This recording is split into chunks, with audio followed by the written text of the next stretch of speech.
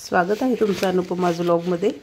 तर आज आपली जी लवंग आहे त्या लवंगेचे काही उपाय मी तुम्हाला सांगणार आहेत आणि हमखास प्रभावी असे उपाय आहेत। प्रत्येक पदार्थाची एक ऊर्जा असते, तशीच या लवंगेची ऊर्जा आहे आणि यामुळे 100% आपलं काम होतं म्हणजे होतं। तर काय होतं, आपल्या समस्या असतात कोणत्या आपल्याला, एकतर आरोग्याची, धनाची, मुलांची आणि पैशाची, या समस्या असतात। त्यासाठी प्रभावी उपाय सांगते।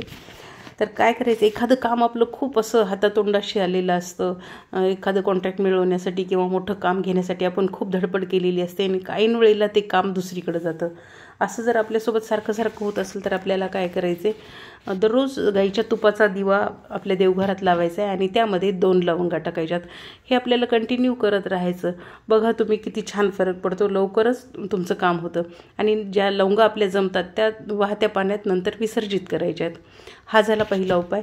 त्यानंतर दुसरा म्हणजे आपल्या मुलांच्या बाबतीत, मुलं अभ्यासात लक्ष देत नाहीत, वारंवार सांगूनही ऐकत नाहीत, मग आपल्याला ते खूप अवघड वाटतं हे काम करणं। मग त्यासाठी आपल्याला काय करायचं की छान 11 लवंगा घ्यायच्या, साबीत लवंगा घ्यायच्या, तुटक्या फुटक्या लवंगा घ्यायच्या नाही। आणि ह्या 11 लवंगा आपल्याला एका लाल कपड्यात बांधून आपल्या देवघरात गणपती बाप्पाजवळ ठेवायच्यात आणि ओम गणपतये नमः हा 108 वेळा जप करायचा आहे।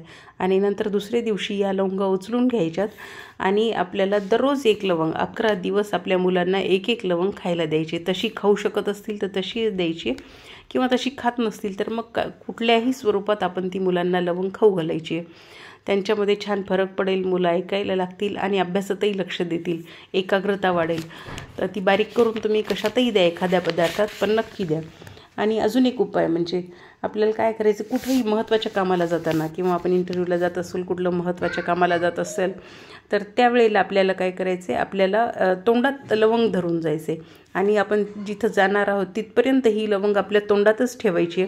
जेव्हा आत कुणाला भेटायला जायचं असेल, एखाद्या केबिनमध्ये कामासाठी जाणार असेल तर तोपर्यंत ही लवंग आपल्या तोंडातच ठेवायची आणि जर खाऊ शकत असाल तशी तर पटकन खाऊन टाकायची, किंवा खाऊ शकत नसाल तर काढून टाकायची। करून पहा, खूप छान उपाय आहेत, सिद्ध उपाय आहेत।